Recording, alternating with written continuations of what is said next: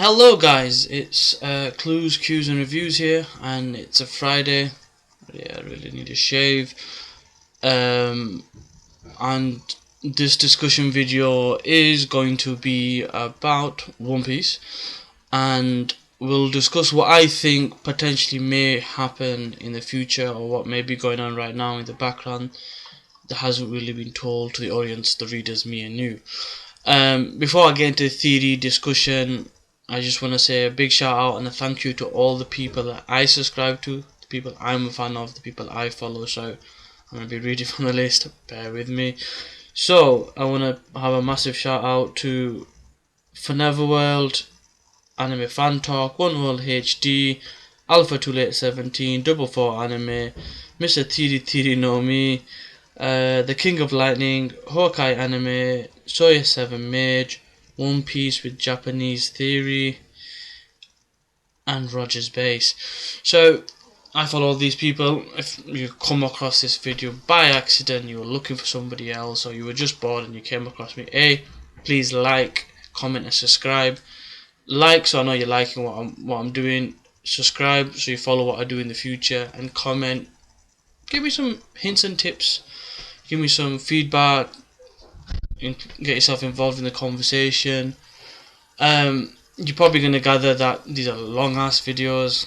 They're like 10-11 minutes long, so bear with me. I apologize in advance. I try to do all of it in one cut, purely because I'm using my laptop camera, very basic software, not much in the editing area.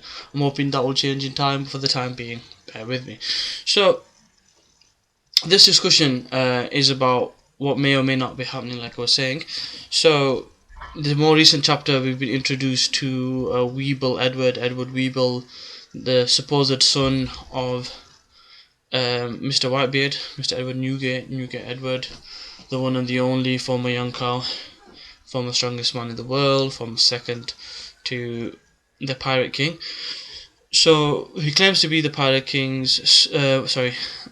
Newgate's son, Whitebeard's son, and basically wrecks out anybody that questions it. Now, to be fair, he's come across as very childish, naive, and lacking a sense of direction, a wanderer of sorts. And you kind of get the idea that his supposed mother, who seems to be the person that pulls the strings. Now, if you watch a lot of the theories I've mentioned, there's a lot of things out there. So this theory, it kind of dives into a few different things and maybe puts them a little bit meshed together, a bit of a combination of things, and gives you room for thought. Sorry, stomach's not that well, I'm burping away. Okay, so the first thing a few people have pointed out is the stitching and the scarring that Weeble has. So he's got across the throat, he's got a scar across one side of his face, maybe on this side in the pictures. He's got scarring across his arms, but very stitching kind of based scarring, rather than, oh, I've got attacked or something like that. He doesn't have any attack based damage as far as I can see, considering how strong he is and the fact that he's been just slaughtering allies of the Whitebeard pirates. So that kind of stood out to me immediately. What made me think about that was a video that on YouTube in regards to Gecko Moria, how he wasn't killed, B, he's somewhat been seen in the manga in the New World, and we're discussing his major rival, or you could say as a community we're discussing Kaido, right? He's been introduced. He was a big rival. He destroyed all of Moria's initial crew, and Gecko Moria wanted his revenge. We know he's out there, so who's not to say that Dr. Hogbank or Hogbot, the doctor that did all the stitching work for Gecko Mori's zombie army, who's to say he didn't make those changes, so to speak, to a dead body, and give it a personality, a stupid personality but a strong body, to carry out his will. So in regards to reasons why, first of all, Whitebeard was a rival somebody that was against Kaido, and that's been confirmed when Kaido was introduced, kind of in his frustration saying, why did you have to die? So we know he's a rival, so what better way to get back at Kaido by having someone that uses the name of Whitebeard, resembles Whitebeard, has a power similar to Whitebeard, called himself Whitebeard's son. Someone that powerful, someone that even Kizaru said reminded him of the younger days of Whitebeard when he was at his peak or leading up to his peak. Someone that powerful to go against Kaido, bearing in mind Whitebeard was probably one of the only people it appears to have been able to damage Kaido, although it's not been confirmed if he could or not. We're assuming here that going against Kaido, maybe he can do some damage or, you know, really help out one way or another. So you got that element there. Then you've got this whole Boo and Babidi Bibidi kind of dynamic between supposed mother and son.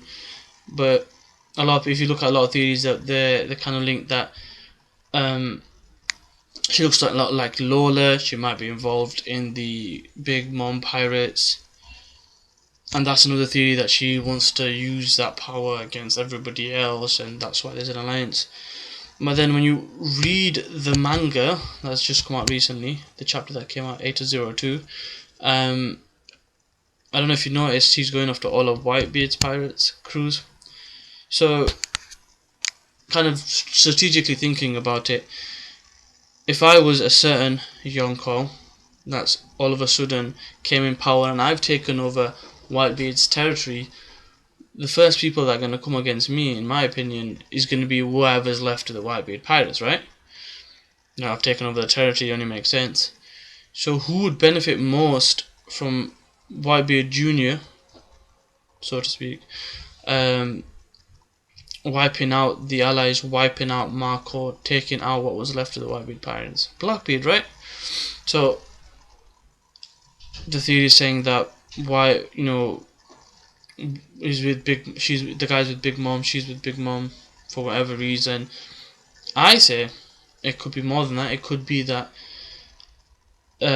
he's actually aligned with Blackbeard unknowingly. Maybe the lady's aligned with Blackbeard. Maybe she's a double agent. She's with Big Mom, and she's actually really with the mother here I'm referring to is actually with Blackbeard, really, or something like that. But if you look at it, if he wipes out all of the remaining allies and takes on the remainder of Whitebeard's crew, not to say that it's possible that he's going to defeat all of them, bearing in mind you've got Jozu, Vista, Marco, just those three people there, and they're all powerful. I mean, Marco did a decent job against some of the admirals, so did Jozu, although he did lose an arm, and Vista didn't do too bad against Mihawk, but Mihawk wasn't very serious at that point.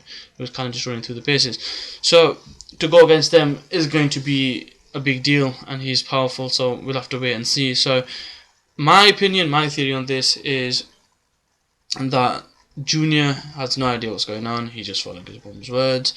A Mother, the schemer, is probably the one pulling the strings, working for Blackbeard, kind of maybe not with Big Mom, all in the goal to push his kind of command and influence in the world moving forward.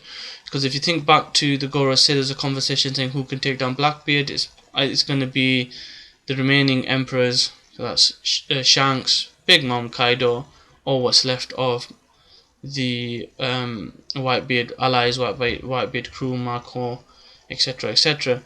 So if he eliminates Marco, that's one less threat to worry about, and one more opportunity to kind of push him forward in his goal to become the Pirate King. Will Blackbeard achieve his goal? It remains to be seen. Please like, comment and subscribe, and I'll hope to see you in the next video. Cheers, bye.